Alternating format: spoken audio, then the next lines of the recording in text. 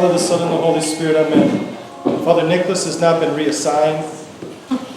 He's always served for this pandemic times in the temple, and I've always served in the hall, but we decided to switch it up today, and we might continue, we might not. But the reason we did it today is because, well, I have a reputation of going longer than Father Nicholas. And we need to do the parish meeting shortly after liturgy, so whoever the longest liturgy is has to be, I have to be in the temple because we're going to do it in the temple. So I see some faces that I haven't seen before. God bless you. I hope you fill out a card if you have not before. Be on our mailing list and such. We're getting very close, aren't we? This is already the Sunday of the Prodigal Son. So we have 2 more Sundays. And on that second Sunday, we begin Lent that evening. So it's very soon. Now this gospel is right in line with the other ones that are preparing us for Great Lent, and it's a perfect Lenten gospel because it's about the soul changing, the soul opening up to God, the soul looking away from things that are sinful and terrible and toxic and dead and don't give any sustenance, don't give any pleasure, just addiction, and turning to God.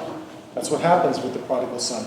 And that's what we're going to try to do more in earnest during Great Lent. Now, it should be happening every day of the year, but we're cyclical people. That's the way human beings are. You can't do something with absolute effort all the time. No one can sprint at full speed at all times. No one. So, Great Lent is this period of time when you really focus. Fast better than you usually fast. Pray more than you usually pray. Go to more services than you usually go to. But especially, all of that is for your soul to turn to God more than it has in the past. That's the whole purpose of Great Lent.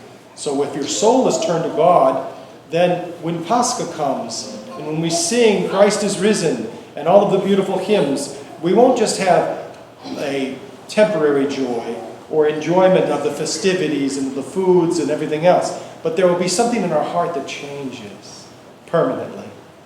It becomes more heavenly. It becomes more like God. That is more in God's likeness. We're already made in His image, and we're trying to obtain His likeness. So this parable has incredible numbers of things that will help various people in various positions in life, various places in the continuum of spirituality. And I jotted a few of them down. It's really pretty amazing how much it covers. It covers really the whole human condition. So there are people that don't think they can be forgiven. Maybe for a terrible sin, or maybe just for being who they are. There are people that they kind of look at God in a legalistic way. Maybe that was from their childhood, or maybe they don't trust. They never had anybody they can trust, so how can they trust God? There's a lot of people like that. It's not an insignificant number. This shows that you can be forgiven for anything. The son wasted his living on harlots and debauchery, and then came back to his father and was received, not only received, but restored, actually better than when he left. So you can be forgiven. But there's more to this story. Yes, you can be forgiven from everything, but it's not magic. So we must know that God really loves us. The parable shows us that. The parable shows that no sin is too terrible, too ugly, too big for God to be willing to forgive us or for us to be able to overcome it. I have this situation all the time in prison. People might have done terrible things to go to prison. Or perhaps they didn't do a terrible thing, maybe just robbery or something, but they're away for 20 years and their baby has not seen them ever because their baby was born when they were in prison or was a few months old. And the regret is just, you can see the regret coming out of these people. But they have to know, just like we need to know, that we can overcome everything. Do you believe that? Do you really believe that? If you say you believe it, but you have not experienced it and are not experiencing it, then you really don't believe it. It's just with your head. When you do something terrible and you overcome it, God shows you can overcome things. Now, there might be consequences to those things, but you can overcome things, no matter how terrible they are. One of the most beautiful teachings of this parable is how God restores the soul to the image of old. There's a hymn like that talking about that. Because we're made in the image of God to obtain His likeness. But we mess it up all the time, don't we? There's all kinds of sins in our hearts. And really, our heart can be a dark place, can't it? It can be a very dark place. But God is light. So there'll be no darkness in our heart when finally we have turned completely away from darkness, with God helping us, and God is only in our heart. That's what we're trying to achieve in this life. And maybe we'll make it. Some of the saints did. But even if we don't make it till the end of our life, of our temporary life, if we have struggled, God will complete the work in us. We have to believe that. Absolutely. And this son in this parable is restored by the fatted calf and the ring on his finger and the sandals on his feet and the robe. All these are signs of the soul being restored. Not just God receiving him and saying, okay, I forgive you. Not at all. It's much more than that. Not only forgive you, but I will make you better so that you won't even have those desires to run away to a far country anymore. So you won't be selfish. So you won't be addicted to wine or to women or to laziness or to thinking badly about people or whatever else our addictions are. God will restore us, and He is restoring us. Now, this is a parable. It happens in a set length of time, right? Perhaps a few years, let's say.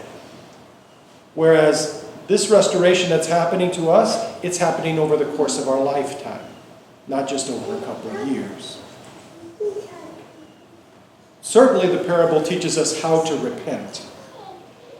Because the way that the son rehearsed and then spoke to his father shows us real humility, a real sense of understanding who he was. That he was a terrible person. But also he understood who his father was. And his father, he knew, would receive him. Now, he actually had a lower expectation of his father than actually happened. So in many cases, we, in our prayers, speak of God forgiving us or helping us with a lower expectation, but I'll tell you what, we already know the story. We already know the end of the story. Actually, God will not only receive us, not only forgive us, but actually completely perfect us. So we should have the language, if you were, not exactly, but the idea of this idea that I've been a terrible person, I've sinned before God and before heaven, and only make me as one of your hired servants. We should have that sense in ourselves, but also we know that God is not going to treat us like a hired servant.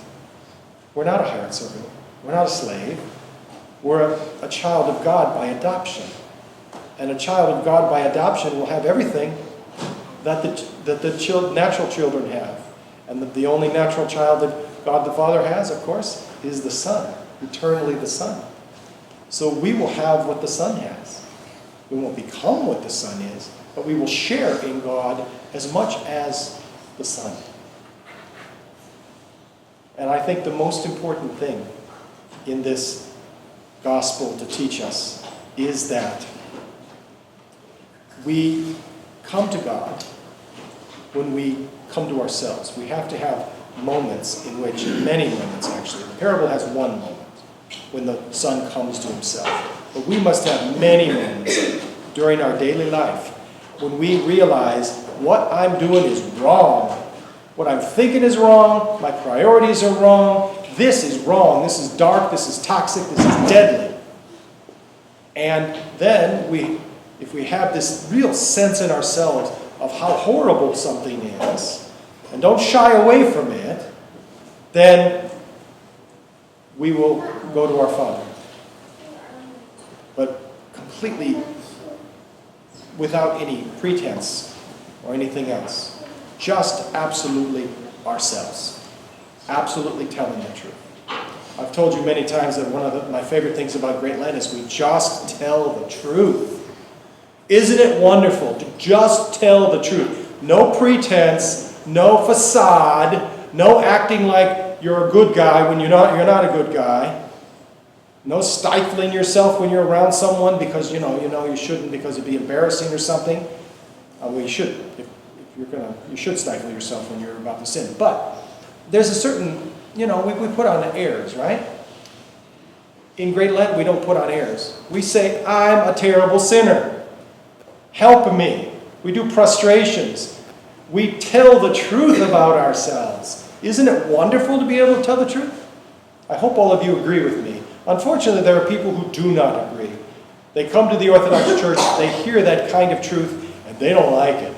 Because it's not like they experienced in the church they had growing up. Because in the church they had growing up, it was about praising Jesus and such. Well, we want to praise Jesus, but we also want to tell the truth about ourselves. Great Lent is your absolutely best opportunity to just tell the truth about yourself.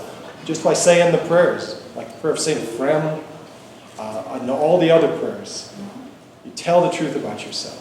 And then, maybe if you're telling the truth about yourself, I shouldn't say maybe. That's a really, in many ways, that's a word that a Christian should never use. Certainly, if we tell the truth about ourselves, if we are struggling and praying and trying to humble ourselves, then there will be some moment. Maybe we'll notice the moment, maybe it'll be a discrete moment in time, like St. Mary of Egypt had when she repented completely of her sins and went out and promised the Theotokos she would do whatever she wanted. And the Theotokos brought her to the desert for 47 years. Sometimes it's a moment like that. But I think more often it's where we just realize that what we do, what we say, who we are, it doesn't work. It's not right. It's ugly. And then we change it. And I pray to God that you will have many of those moments during Great Lent. And there's one other thing that I think the parable teaches us, and that is about the older son. All these lessons were about the younger son. The older son, who's supposed to be sort of in a metaphor, is the Jewish people. Because the Jewish people had God from the beginning. And the younger son is the Gentiles, because the Gentiles became enlightened about God with the coming of Christ. But the older son did everything his father said, or so he thought. But he didn't have love in his heart. He had a kind of arrogance, a kind of pride. So his good works, which he did, were not counted for his salvation. If you're a good person, I'm glad. If you naturally don't get angry and don't cuss and you're patient, that's wonderful. But it's not wonderful if there is no admission that this is only through God helping you. And especially it's not wonderful if you say, well, I don't cuss, but that person there, he cusses so much, he disgusts me. Right? Because that's what the older son did. Saying, your younger son, your son has wasted everything on harlots and debauched living. You didn't even give me a kid, and you're giving him the fatted calf. So we have to guard ourselves. We don't talk about the older son that much, because I think the experience of the younger son is more important. But we must be careful as we progress on the spiritual ladder that we don't consider ourselves superior. Maybe we forget that we were just like that before. So I said to you that the most important teaching in this gospel is coming to yourself, or at least I meant to. That is the most important one. Now, all the other things are around it and kind of feed into it, and you should know the meaning of these things. You should know the meaning of the going out into the far country and the pigs and the husk that he wanted to eat and the fatted calf and the ring and the sandals and all those things. You should know the symbolic spiritual meaning of all those things. And I could tell you, but then it would be much too long. But you should learn those things. But you should especially focus then on this son coming to himself. Imagine that moment when grace penetrated his heart. A person who had been addicted to various sins, drinking and fornication and raucous partying. But then he ran out of money. Nobody wanted to drink with him anymore because he wasn't buying. There wasn't any fornication because he wasn't paying. So he was alone in the world, but still with his passions. because he still desired these things. And that's why he was feeding pigs, because pigs are, to the Jew, are an unclean animal. So he was still in the midst of all his passions, but they were giving him no satisfaction whatsoever. Oh, that it would be for each one of us, that we would recognize that our passions give us nothing. They are like husks, silage, that the pigs eat. Maybe you haven't seen silage. When I went to Kenya, I saw lots of it. It was on motorcycles, because they bring it to the various cows, because they didn't have enough to feed them. So silage is just the husk of the corn and everything, and the stalk. There's basically no nutrition there at all, but it gives them something to chew on for hours and hours. That's what he desired. He desired that kind of poor food, which is just that. That's what sin returns to us. It returns to us husks, nothing that gives us life. And he realized it. He came to himself. He's standing there, feeding the pigs, being overwhelmed by his passions, not happy at all, weak in his heart, weak in his mind, weak in his body, and he just has this moment. What am I doing here? Why do I do these things? They don't give me life. They don't give me any happiness. The things that I used to enjoy, I don't even enjoy when I do them anymore. So he says, I will go to my Father. That must follow the coming to ourselves. I think you should chase after this moment. I think you should be a hunter. And you should look for this moment every single day of your life. That's why I do prostrations, because it helps me feel a little bit more compunctionate. I'm not a naturally compunctionate person. There's a lot of things that I think go right over my head. I don't see because I don't have the eyes to see because of my passions. But when I do prostrations, it helps me immensely. And that's why I keep telling you to do prostrations. But perhaps there's something else that you do. Perhaps you sing certain prayers, or perhaps when you humble yourself and do something you don't want to do, that's really a way to court this feeling. To do things that are not pleasant. It could be as much as washing the dishes when you haven't dirtied a single one. Literally. It could be that. But you can't complain about it later, right? You can't hold it over on anybody that you washed all their dishes. You just wash the dishes with a smile. And it helps open the heart. And the heart, when it's open, then God comes in. And God shines his light into the heart.